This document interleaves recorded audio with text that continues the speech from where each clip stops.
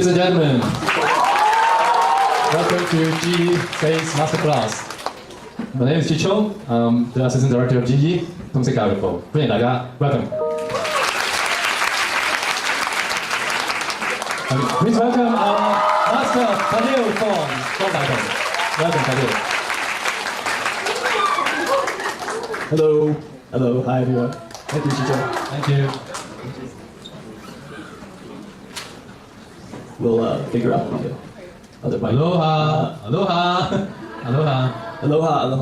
Yes, the show. Wow, time flies, right? Yes. It was about 11 years ago. Yes. I was so proud to be the show. I mean, the concert.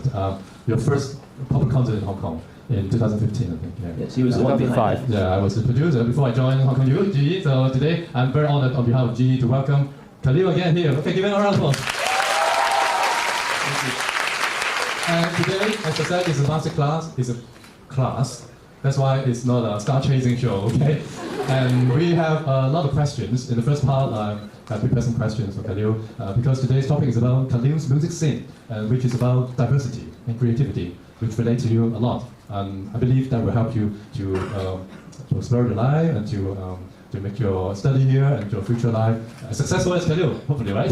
That's why I'm gonna start with a very, very simple question. And welcome to Hong Kong, by the way, because we have over 100 origins of population and community here, right? And we are even doing a little bit of a Facebook Live, I think, in the only beginning to share with those who cannot join today. And with United Nations here in Hong Kong, I think we'd like to know how you would describe yourself because you were born in Aloha Land, right? Kauai, a little island called Kauai, okay? Okay, tourist spot. And then from Hawaii, you moved to China, Shanghai, Guangzhou, and then Hong Kong. Would you describe yourself American-born Chinese? Many people would shorten it as ABC. Or you would describe yourself Hong Kong now? Or you are a Facebook citizen? Or you are a world citizen? Or Music Nation? Or Music Universe? Or Stevie Wonder fan? How would you describe yourself? I realized. I think I put this. This is. I don't want this to. Oh yeah. Interrupt you. No. Because I think this is yours, right? No. I have mine. Okay. Yeah, I was like, I'm afraid that you're gonna be. Okay. No. In case, yeah. See, we're very serious about our homework, okay? And so do you. I don't want to throw you off, but well. Very good question. Very good question. I would say I'm almost most definitely quite most of what you mentioned. When I was, I don't know if you know, I was born in Hawaii, and so I don't look like I'm Hawaiian, but I was born there, and then I moved to Shanghai when I was 5 or 6, lived there for about 6 years, and then I went to Guangzhou, and then I came to Hong Kong. So I've been a couple places, and of course, I have traveled to different places at the same time. So for me, myself as well as my family background, and sort of our family culture and belief, we do see ourselves as world citizens. So that's very much that's very much our culture, I would say. So that's pretty much sums it. A world citizen. A lot of people would say, "Oh, that's kind of odd. Like you don't. Who do you identify with?" I mean, pretty much, I think that wherever you go, if you can make a friend, if you can have an emotional bond, that is a potential home. So yeah, that's right. So how many of you have been traveling to Hawaii? Or watch Hawaiian TV show, Hawaii Five-0? Or how many of you like Hawaiian musician like Jack Johnson? Or any other Hawaiian-related culture? Because Hawaii is a melting pot, and its diversity and its globalism, I think, has some early shape upon you, and also in your mindset. Yeah. How would you say that will develop your later music career? Well, develop my later music career. I think. Actually, it's interesting. A lot of people ask me a similar question on that aspect, and a lot of people do think that it is sort of Hawaii that might have influenced. But actually, what influenced, and you know this too, this is the second part of the answer. What probably influenced me the most is actually the film. Ah, yeah. Right? The film, La Bamba. You know, La Bamba? You might have a little line, maybe some unfamiliar. You actually have covered that song. Yes, I have it in my album Timeless. So, my father was a drummer. He is a drummer, but I was introduced to a lot of music at a young age through him, jazz, R&B, funk music, Latin, whatnot. And that was sort of like the initial introduction to music. But I think my real sort of shaping of the mental format in there, the programming for wanting to be really involved in music. I think it was really after I watched La Bamba, which was a film about a singer in the 50s. His name is Richie Valens. It's a very moving story. It's a good, it's an old school film. If you watch it now, it looks very old, but it's a very good film nevertheless. It was actually produced by the same people who much later produced Ray, the film about Ray Charles. In fact, yeah. So you're a music icon. One of them, yeah. In fact, I later found out that when he was doing La Bamba, he already wanted to do Ray, but it was too difficult back then to do a movie about an African American artist. So years later, he did an excellent film. So it was La Bamba that really, I think, sparked that emotion, that sort of passion for doing music. To see a story about a Hispanic who he was wanting to take his culture, his music, and bring it to the pop scene, and of course the tragedy in the end. But that was really something I think that affected me greatly. Yeah. Mm-hmm. I can see some of them have the passing eyes. Oh, La Bamba, what is it? Okay. If you want to check out the song, you can go online later. Okay. And if you want to hum the song, la la la la bamba da da da, something like that, right? Okay. Sorry for my saying, but I just want to make you into this mode, into the Khalil's music diversity mode. Okay. And of course, Hawaii may not be the birthplace of the big music culture, but then I believe that the freedom and also the liberation that your parents and the grandparents have given birth to a lot of these musical genes and also the roots to your music genes, I would say. and ever since your parents given you some kind of cassette or vinyl, do you know what it is? It's like in the museum, right? Or now it's a revival actually. Do you have vinyl player? No, that's why. Only one, okay. My colleague. All right, but vinyl and cassette are those days MP3. So you know what I mean, right? And because of these carriers, but what it means is not the carriers, but the music essence. We know that they has transformed you into a music lover.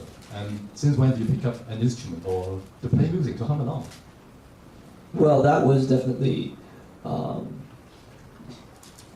was when I was a kid. I mean, when I was listening to my dad's records, he would play like Yvonne Lins and a few other names I can't remember. And he'd have a drum set, and so I'd listen to Yvonne Lins and I'd drum along with that. Okay. And then I'd hum, to like 1950s music after the Bamba. So I'd be like, oh, Dad, Mom, buy me the cassettes, the 1950 cassettes. So we have all these golden oldies, best of the 50s.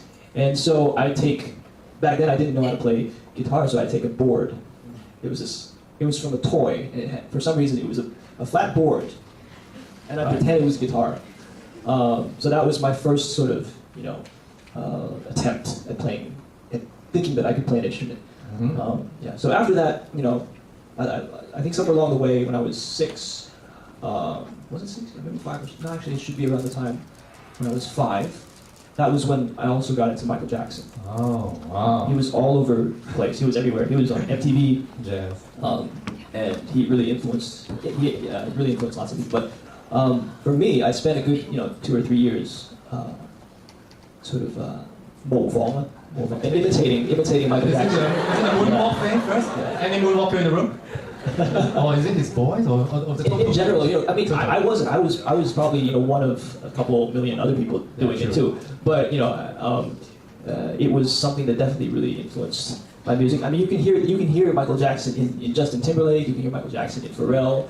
In Justin Bieber. Who else? You can hear Michael Jackson in so many of these current very very popular pop artists. So his inspiration and his sort of his music has been a great, I would say, source of inspiration, source of creative force. In music. And I'm sure even these days we are all open to YouTube's, SoundCloud, Spotify, Apple Music, and then there's also one theory about nurture nature, right. and I believe I don't know whether because I know that your parents are very open-minded and given the Hawaiian vibes, even though it is kind of imaginative. Today we have a lot of tiger parents. I hope yours is not okay. Tiger parents or monster parents that I give you this pounds of records, this pounds of song notes. You practice it and you learn it. But how about your upbringing? Is it more like a very organic, free nature, or your homeschooling, right? Yeah. This is very an alternative actually to us these days, especially. Yeah, that was nature versus nurture in the sense where some is sort of predestined genetically, and some is learned in that sense. That's sort of that. And then the end of your question was the alternative approach and the parents, right? freehand? Yeah, I think my parents were very much very open-minded in that sense. Or back then in 1990 when we went to Shanghai, at that time it was really a pretty new thing, homeschooling, I think. And we had some friends who were also expats, and they were there. They were doing their own version of another school, because there are a couple different schools that offered curriculum. So for them, they wanted me to keep up my English at the same time as study in a local school in Shanghai. They wanted me to experience the normal life, learn Mandarin. They didn't want to move from Hawaii and go to an international school. It's kind of pointless for them. So we had I had a dual reality. So in the morning I would go to the local school at 6 a.m. and then I'd leave there around I think 2 or 3 in the afternoon, and then go home and continue my English with a homeschool. Mm-hmm. And so that was for primary. That was pretty much how my primary was, and then I continued onwards during doing this homeschooling for the rest of my education. I definitely think. I think we were definitely testing. They were testing the waters. Also, I think that they did definitely see. It was also in the situation. I think it was the best decision, and they wanted to also let me, I think, have a freedom to develop. And a lot of it was learning as we went along. There was no guidebook at that time. But looking back, I think that, and even my mother, who later went on into education, the idea, I think, was that studying is important. What kind of studying, also, how we study, what is the purpose at the end of the day when we go out into society? I think it's mainly that we want to be a useful person, to be useful in society, to be able also to communicate and to interact in a very positive way, I think, with the rest of the world. And so I think in whatever form of education we find ourselves in, or we try to, whether it's parents or whether it's personally we choose, I think that's always like the ultimate goal. So I think a lot of people do have this sort of disillusion kind of about what is education in the last 10 years, 20 years. And I think there are, but we can also see lots of interesting and new models popping up around the world too, that give an alternative, a very fresh take on it. And so, it's quite interesting. And, even if we talk about another issue that I was talking to a friend, and they were saying this is not about studying, but it's about fresh mentality. I think it was in Australia that some hospitals are testing out the model where the doctors, their jobs are to make sure that their patients don't need to go to the hospital, to keep them healthy. And by doing that, they then get the sort of how would you say, what they get paid, basically. Yeah. So, and that's a whole different kind of mentality. Yeah, it's a different concept. But, I think that is also a very holistic approach. And I think it's definitely a very, if you can say, modern approach to doing things. So it's the wellness. Yeah, to keep keep them away from medicine. Yeah. We should tell American school and combine with yoga class. All right, so it's a very interesting concept to bring in your homeschool days. And by the way, let's welcome Auntie Fong is in the house too. Okay, yeah, that brings the auntie. Okay. And a while ago we played the footage that consisted of some of your music icons and heroes. Of course, Michael Jackson and also Stevie Wonder. And you just told me at the backstage that there's a coincidence that Stevie Wonder, besides being your icon, and recently you had a very, very coincidence that happened to his album 40 years ago. Do you know Khalil has a new album out, which is a black and gold double album called JTW? Yeah, and that release day didn't choose it, but then it happened. And what is that? Basically, I was. How many of you know this story? Just a few, right? Okay. Yeah, the hardcore. So, Stevie Wonder is also one of the biggest influences on my music, and his double album that was released in 1976. Not only for me, but for a lot of current pop music. It was a big influence. It was also pioneering.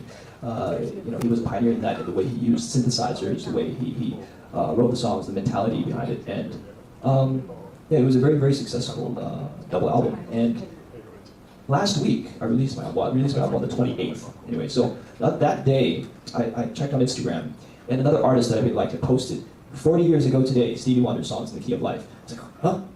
And I was like, nah. And I went on Wikipedia, and I was like, oh wow, it is 1976, September 28th. And it was quite something to me because It was a really random date. Our original date was earlier because we had delayed. We had to choose another date, so it was a random date that worked for everyone. Worked for scheduling, worked for the press, whatnot. So, these things are really strange like that. You never know how the universe, cosmos, how they react. But it's just, another double album with such a great influence on me, and my double album. Mm-hmm. And also, we both have 21 songs. Yeah. Wow. So that might be about creativity or about how he's in your blood. And can you tell us? But he's still alive. Come on, he's still awake and kicking. He's very energetic. In fact, yeah. And he's into many new things. Somebody told me he's now. There's a new instrument called handpan. It's like a walk. He even played around that thing. And so tell us, how important is Stevie Wonder? You mentioned a little bit about Michael Jackson. Now Stevie Wonder, how? His blood is transfused. Yeah.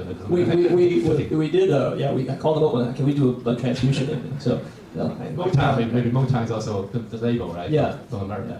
He Motown. Michael Jackson also influenced. Stevie Wonder also influenced Michael Jackson a lot. And MJ. The thing about MJ was he's very one of the most talented guys, but he was also at this moment in time where when he grew up, he was able to be around and be backstage on the side of the stage to see people like Stevie Wonder, to see people like Elvis, to watch and to get wisdom from people like Fred Astaire. Some of you might not know, but he's also really one of the greats, a great dancer, tap dancer, very elegant, wonderful dancer, and all these just amazing artists. Michael Jackson was able to. James Brown, he was able to just like a sponge to take it all in, and then the way that he was able to sort of translate all of this information was very unique to himself. And then Stevie Wonder. So to Stevie Wonder, for me, I think he really bridged the gap from Motown to bringing R&B music into pop music, and to making that language really, I think, travel far to a broader audience. And he really talked about a lot of universal subjects. And it wasn't the usual pop song.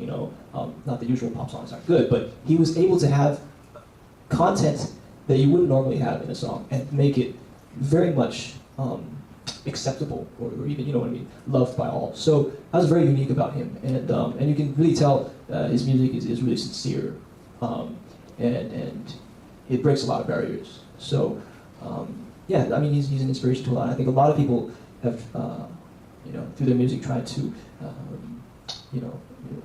maybe because they recreate or be inspired by that sort of mentality. Yeah.